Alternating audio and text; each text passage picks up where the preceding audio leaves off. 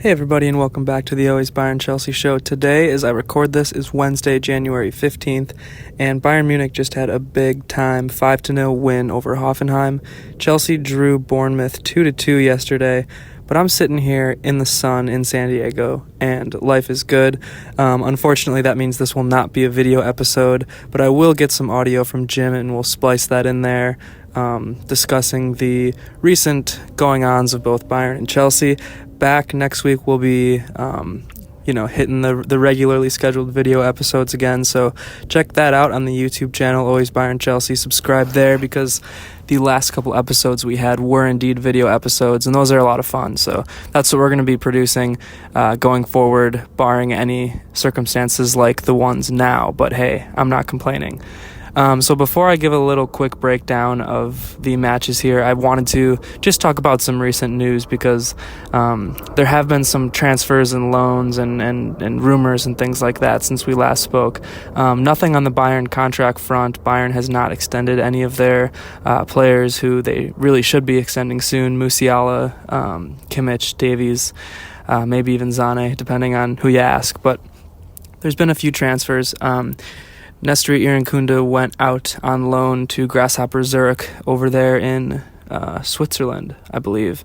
And Ibrahimovic is now over in Italy playing for Lazio. We loaned him out as well with an option to buy for them. So we'll see how things go there. But the big news in terms of transfers, potential transfers, is maybe the first Always Bayern Chelsea transfer, which would be Christo Nkunku to Bayern Munich and maybe Mathys Tel to Chelsea. Now, it sounds like Nkunku is keen on the move to Bayern. Now, I don't want to lose Tel at all as a Bayern fan, so I believe in him. I've always believed in him. You may remember, if you've been a long-time listener of the show, I made some pretty bold predictions about how good his season was going to be this year, and hasn't really panned out, but I'm still looking for him to develop. He seems like a great guy. He seems like he wants to stay at Bayern and develop, so we'll see what happens there. Maybe the Nkunku deal could go without Bayern sending Tel on loan, or without Tel being involved in all. So that would be best case scenario for me. Nkunku, I think, is a nice player. I like him. He's scoring a lot of goals for Chelsea this year. Now most of them are in the Conference League, so there's that. But I don't really think he fits in well in terms of profile with Bayern Munich. But maybe if we could get him out there on the left wing, or I don't think he would want to be a backup for Kane. I don't think he would want to be a backup for Musiala. So it'd be interesting to see what would happen there. The reports are that Chelsea is asking for 70 million for him, which is too steep, but if the price comes down to maybe 40 or 50 or so, I could very much be interested in that. So we'll keep an eye out for that, and of course keep you updated with Always Bayern Chelsea. But on to the Chelsea-Bournemouth match here, as that was the first one that took place yesterday. I caught the first half of it on the bird over here to San Diego, and then I caught the rest of the highlights. I wasn't able to watch that second half live. So from the first half, what I can tell you is Chelsea looked very dominant, and I thought that they were going to win the match. They looked good overall, but I think what it came down to in the end was some missed chances for Chelsea. Actually, Enzo Fernandez missed a massive chance about 30 seconds into the match, but then we saw Palmer open things up with the first goal, which was exactly how you want Chelsea to play. That whole entire sequence was beautiful. I believe Enzo was involved there, and Jackson had a brilliant assist, and then Palmer kind of had a decoy where he faked shot it and then faked out the goalie and actually shot it and scored. So just Palmer doing Palmer things there. But again, Chelsea looked great for the first half. I don't know exactly what happened in the second half. Maybe Bournemouth came alive a little bit because they looked poor in that first half. But in the 50th minute, there was a penalty on Moises Caicedo, and then Bournemouth leveled it out. Bournemouth actually got the next goal, making it 1-2 in the 68th minute with an amazing goal. And then, that really turned things around. I would say that goal just gave them some life, and they were kind of on it from there. But in the 94th minute, we did see the equalizer from Reece James on Chelsea, which great for Chelsea to have him back, their captain. That was amazing. That goal was incredible. I would say go watch that if you haven't already. But yeah, it's good to have Reece James back for Chelsea. In terms of match awards here, would give the man of the match to Palmer. I gave the Robin to Reece James. He came on in the second half, so he didn't play the whole match, but still getting healthy there. The underrated player I thought was Jadon Sancho. And defender, I put Tosin. Sancho had a lot of real nice moves in the first half where I was watching, kind of setting things up and adding some creativity and fire to the attack. And yeah, I thought Tosin had a good match on defense. I think the moment of the match, you either give it to maybe some of Jackson's misses. Really could have slammed the door on the match, but he had some bad misses. So give it to that if you want to be negative, or if you want to be positive, hey, give it to Reece James coming on and breathing some life into this Chelsea side. So Chelsea now plays Wolves on Monday, I believe, January 20th. So look to that one, because that's, I would say, a must-win match for Chelsea. They're slipping in the Premier League table and really pushing for Champions League football there. But I'm sure Jim's going to give you a longer and probably better reaction to that one. So stay tuned, and I'll put in Jim's audio and then swing back around and talk about the Bayern match. Chelsea are officially out of the top four. And the rest of the season just got very interesting.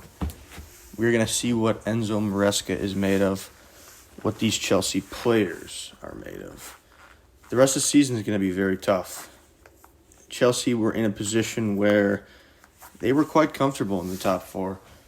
They were still going to have a great rest of the season, but now it's looking like it's going to be very difficult. They sit fifth. They got teams like Man City on their heels, Aston Villa, Bournemouth on their heels. Newcastle has passed them and are in fourth. And Chelsea have done it to themselves. Their last 5 games, they have not gotten a win in the Premier League. This run they are on is turning into a longer stretch where you're starting to wonder, what's wrong with Chelsea? And I'm going to try to figure that out in this brief little recording here. Chelsea draw Bournemouth 2-2 on Tuesday. It's now Thursday, and I've had some time to think about it. And it was the same kind of result that we've seen from Chelsea over these past 5 Premier League matches. They dominate the first half, really the first 30 minutes. Cole Palmer gets a goal, but really they should have had 3 goals at least. Jackson misses a couple really good chances. Palmer even maybe could have added a second. And that's what's frustrating about this Chelsea team, is that they're putting in the work in these first halves, dominating teams, setting up perfectly tactically, and yet they can't find a way to kill the game. Whether it's a missed chance, whether a player makes a stupid defensive error, whatever the case may be, it's been happening to Chelsea for a while now. What's the fix? I'm not exactly sure. This team is young. Enzo Maresca is in his first year managing in the Premier League. There's been some injuries that have been cropping up, but this team has the talent that it takes to do well in the Premier League. And we've seen when they're on a roll, they are hard to stop. They're quite unstoppable as a team when they're playing really well. It's great to see Reece James back, Romeo Lavia, and the midfield was dominating Bournemouth in that first half. We saw Caicedo at right back, Lavia and Enzo in the midfield, and they were tearing Bournemouth apart. And that's what I think is encouraging yet frustrating for this team, because you watch that first half, breaking the press easily, pressing Bournemouth, making life tough for them. Tons of space in that midfield, things opening up all over the place. Nicolas Jackson making amazing runs, passing the ball great, Sancho looking good, Noni doing a couple decent things. And you don't score more than that 1 goal. You have the chance to be up 2-0, 3-0 at half, and you don't do it.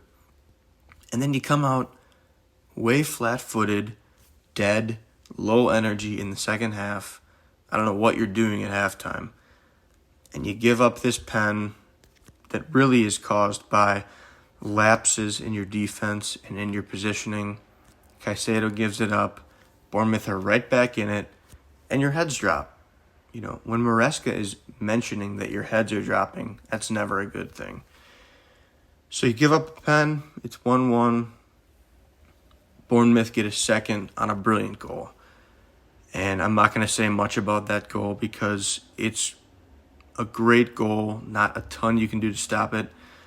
Achimpong probably showed he's still a little young to be starting full-time in the Premier League. That's okay. I'm not going to rag on him too much. It's more of a reflection of how our center backs have been this year, the rest of them, that we don't have anybody else that can play that position. And that's why they're recalling Trevoh Chalobah. So that'll be interesting to watch. But you're down 2-1 at that point. Bournemouth have dominated the second half. They miss a sitter, they should be up 3-1. So now you're sitting here thinking, man, we dominated that first half. Now Bournemouth are cruising. What went wrong? And I don't know exactly what went wrong. I think it's sort of a mentality issue that they don't know the best way to deal with adversity. I think they're still trying to figure that out. They went on this stretch where they're winning all these games, flying high. And I think now they're just at this point, they have to figure out how to overcome this stretch of poorer play. And I think they will figure it out.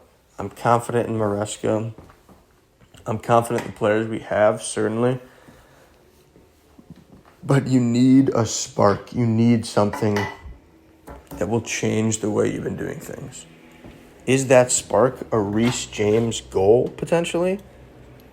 We're going to find out because, I tell you what, credit to Reece James for coming in as a sub in this match and making a difference late in the second half. Played pretty well. He's been looking all right since coming back. But boy, that free kick, that was something of magic. You see him and Palmer kind of talking on the edge of the box, which I might mention was created by João Felix and his great play to draw the free kick. But Palmer and Reece are on the edge of the box talking things over. Looks like Bournemouth get a little distracted by something, and Reece James powers it in low off the post. Unsavable free kick. And I was psyched. I was watching at work, but I was psyched. And I was so nervous during this game and how things had been shaking out. And at that point, I'm taking the point. Bournemouth probably think they arguably could have had all three the way they played in that second half. So to get a point there almost is a positive. And can you use that little bit of momentum to get you back into the season? It's going to be important to see if Chelsea can. This is where you see what these teams are made of. I need to see if Chelsea can overcome. I need to. I think they can. I really hope they can. But we're going to find out. We're going to find out right here. It's going to be a must-win at Wolves on Monday. And I say at Wolves, I mean against Wolves, because Chelsea will be back at home at the Bridge on Monday. And we're going to find out. We're going to find out what Chelsea have in store for us the second half of this year. It's going to be interesting. And that's my analysis on Chelsea. I'm moving over to Bayern really quick. I just want to add, Bayern crushed Hoffenheim 5-0 yesterday on Wednesday. Brilliant win. I thought the boys looked really great. Sané finally had his breakout performance. Guerrero was my man of the match from what I watched. Absolutely incredible. Gnabry adds a goal. Kane, a penalty. But man, when this team's flying on all cylinders, they're awesome. They are awesome to watch. They're a fun team. Sure, Hoffenheim are bottom of the table, not the greatest team in the world, but Bayern, when they're controlling things and having fun scoring goals, they're tough to beat. And this is the potential that you know and see with Bayern. You know that they can be this amazing, incredible team on the attack. And this is what I've been wanting to see from them for a long time. So good on Bayern for getting back in the win column in a big way. Not just your hokey-pokey, average 1-0 win that they've had recently, but a huge, huge victory. So credit to Bayern.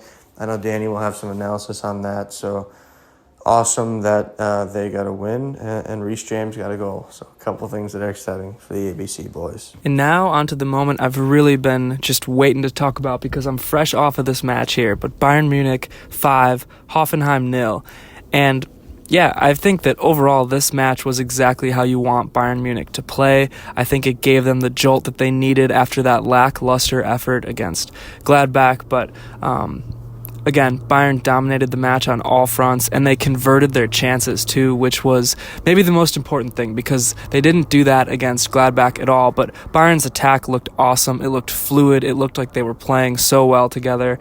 And yeah, most importantly, converting those chances. So Hoffenheim looked bad. I mean, I'll just put it, straight up like that. Hoffenheim looked poor.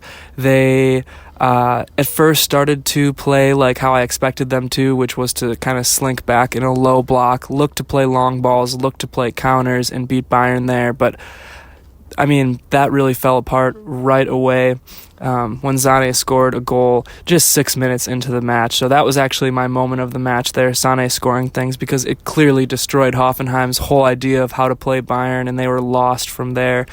Just a poor season overall from Hoffenheim. I really expected a lot better of them. I can't even tell you why they've been struggling so much because their lineup is solid. So you think they'd have a little bit more talent there. But before I get a little bit too ahead of myself, let me just run through this lineup here by Vincent Kompany because it was a little bit different than I maybe expected. So we did see Neuer between the sticks.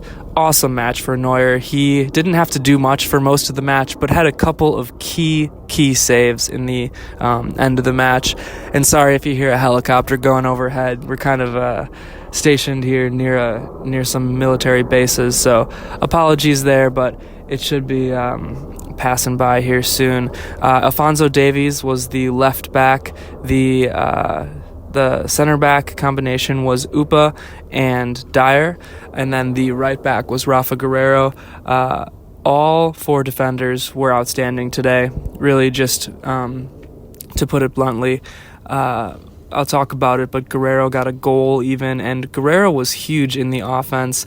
It was nice to see Dyer in there again, giving Kim some much-needed rest. He's been dealing with an Achilles injury and just playing through it like a beast, but these kind of matches, you got to give him a rest, or else he's just not going to be healthy when it really matters. So Dyer played there, and then Upa, I also thought had a good match. He's coming back from that suspension with yellow card accumulation that he couldn't play against Gladbach. And Davies, as always, was influential throughout. Speaking of, Joshua Kimmich in the midfield, influential throughout. Great match from him. Alexander Pavlovic was back, and he clearly helps the attack a lot when he's back. When play flows through him, his decision-making is so quick. His passing is so good.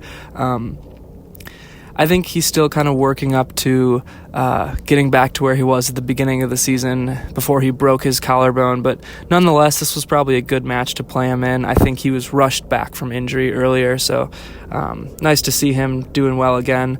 Leroy Sané, probably the man of the match. He scored 2 goals, and he played right wing in this one. He's been bouncing back and forth between right and left wing. Thomas Muller there at the 10 because Musiala is still battling an illness. And Kingsley Coman at the left wing, Harry Kane up top. So yeah, overall some changes in that lineup from what we've seen lately, but hey, it was certainly enough to beat Hoffenheim with convincing fashion, and it even led to Kompany being able to pull some guys early, give them some rest, and put in some subs. So we'll talk about that all, but like I said, the initial scoring was opened in the 6th minute by Leroy Sané with a banger of a goal, an absolute screamer, great goal from Sané, and a really turned around performance from him compared to what we saw against Gladbach last week. It was night and day. I mean, this is confident peak Sané is really dangerous. And then that assist there was from Thomas Muller, who was just doing Thomas Muller things and leading the press and influencing the attack in beautiful, beautiful ways. Nice little give and goes left and right, and a good assist there from Muller. And then, Guerreiro scored in the 12th minute, assisted by Harry Kane. another beautiful assist by Kane here. He kind of flicked it back to Guerrero, who was streaking in on the sides, and I don't even know how Kane saw Guerrero or knew how he was going to be there, but man, he just put it right on the money in a great goal, slotted in the bottom left corner from Rafa Guerrero. 26th minute, we saw another goal because there was indeed a penalty. There was a handball in the box there by Hoffenheim, and it happened as Kane was kind of shooting a shot, tried to flick it back behind him, and the Hoffenheim defender was just bewildered and beside himself, and the ball went right off of his hand. So clear handball, clear pen for Kane there. Kane buries it, as always. I said this last week, but automatic from the spot. I mean, the man just doesn't miss. So yeah, that was how the first half ended, with a score of 3-0. Bayern just dominant the whole time. There were even some missed opportunities. Kingsley Coman had a few that I can think of.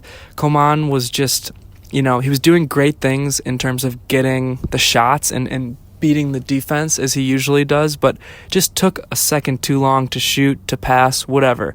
And that really hurt him. He missed a couple of golden opportunities. And he also missed an open Harry Kane a couple of times, which was disappointing. The last couple matches, players have just been missing Kane. He's been open in the box, and for some reason, players have shot. They've not seen him. I don't know what the case is, but they're just not on the same page. And that happened with Coman. Muller missed Kane a time in there too, and later on in the match, somebody else did. It might have been Gnabry or one of the subs. So that was disappointing because I thought Kane could have actually had a few more goals. But a goal and an assist for Kane, hey, we'll take that. But the second half started off, and Sané got his brace there in the 48th minute, 4-0, and Bayern did exactly what they should have done. They kept their foot on the gas. They didn't just let up because they were winning by a lot. They kept being aggressive and showed that they're really hungry and they really have what it takes to play a consistent, strong season in the league here. But the thing with that goal is the assist from Mathys Tel. That was probably the most beautiful thing that happened in the match, was Tel's assist there. I mean, he crossed it across the entire field, over the defenders' heads, and right on Sané's foot, essentially a few feet from the goal, and Sané just had to tap it in. So it was really everything you could ask for there from Tel, and great to see him make an instant impact, as he actually just came on at halftime for Kingsley Coman. So while Tel is currently wrapped up in a lot of rumors, it seems like he wants to stay at Bayern, and I said this before, but I'm willing to give the man a chance because he can do stuff like that. So we saw some more subs then as the match went on, as Bayern was just thoroughly in control. Goretzka actually came on for Upamecano and played center back there, so we saw the Eric Dyer and Leon Goretzka center back combination. And hey, I think I said it before, but Eric Dyer was great this match. I thought he's so communicative out there, and I think, at least I hope, companies starting to realize that you can use him, especially in matches like this. I get he doesn't have the best foot speed in the world, but he makes up for it in his leadership, in his communication, and just his overall savviness and smartness on the pitch. So great day from Dyer, and also happy birthday to Eric Dyer. It's his birthday today, so shout out to him. And we also saw Serge Gnabry come on for Harry Kane at the 61st minute there. A little bit interesting because Kane's somebody who always plays 90 minutes, but good to see Gnabry kind of play that striker, false nine, whatever you want to call it, because he actually got a goal there in the 66th minute to make it 5-0. Alphonso Davies did a lot of good work on that goal. I didn't see him credited with an assist, so it might have went off of Hoffenheim first, but yeah, good to see Gnabry in there scoring. Hopefully that boosts his confidence, because with all these matches coming up, we are going to need rotation. So 67th minute, Olise came in for Leroy Sané. In the 81st minute, Jamal Musiala came on for Thomas Muller. Musiala just shaking off some rust, as he has been ill for a long time, so good to see him just get a few minutes there. But yeah, overall, I think I want to reiterate how good of a performance that was for Bayern, how fluid the offense was, how strong the defense was. Bayern's wingers, all of them, Coman, Sané, and then Olise, Tel, Gnabry when he came in. But in this match specifically, I would say Coman and Sané, so good at tracking back. So good at just interlapping with the fullbacks. So Guerrero in this match and Davies, but also Limer when he plays at right back. Bayern's wingers are so good, and it's very underrated, the ability that they have to just track back and play defense. So that doesn't go under the radar for me at all. And for this one, I'll give some match awards as well. Man of the match, I'm going to give to Leroy Sané for that brace. Great to see him confident. Great to see him playing well, because his contract situation is so uncertain right now, and it doesn't seem like a sure thing that Bayern's going to want to extend him. So I hope he plays well. I hope he can, turn things around and become his best self, because when he's his best self, he is dominant and dangerous. Robin, I'm giving to Harry Kane, 1 goal and 1 assist, and just so good for the offense. I mean, when he's out there, the offense is just so much better, plain and simple. Underrated man of the match, Rafa Guerrero. Just an overall beautiful performance by him, influencing so much in the attack, and also playing good defense when he had to. Defender of the match, Eric Dyer. I think I've already talked about Dyer and why I like him and why I thought he had a good match. But, and I'm not saying he should start all these matches and the most important matches of the year, but the thing is rotation, right? Like, you got to start to rotate him in there. I also think the midfield situation, rotation will be key when Palhinha comes back, and Kimmich is going to have to sit at some point. I think he's played every minute so far for Bayern Munich, but he's going to have to sit at some point and get a rest, because he is someone that you don't want to see hurt. He had a great match as well. I didn't talk about him much, but same as always, he's the heart and the lifeblood of this team. Everything really flows through him. So the only thing is, I think I want to see Kimmich, and really Davies too, honestly, get a little bit of rest so these guys stay healthy. I'm not saying bench them, but I'm saying, hey, maybe if you're up 4-0, 5-0, these guys can get a little bit of a break so that they stay healthy. But I think that's where I'm going to leave things for this Bayern match. They play Wolfsburg on Saturday. Mia San Mia.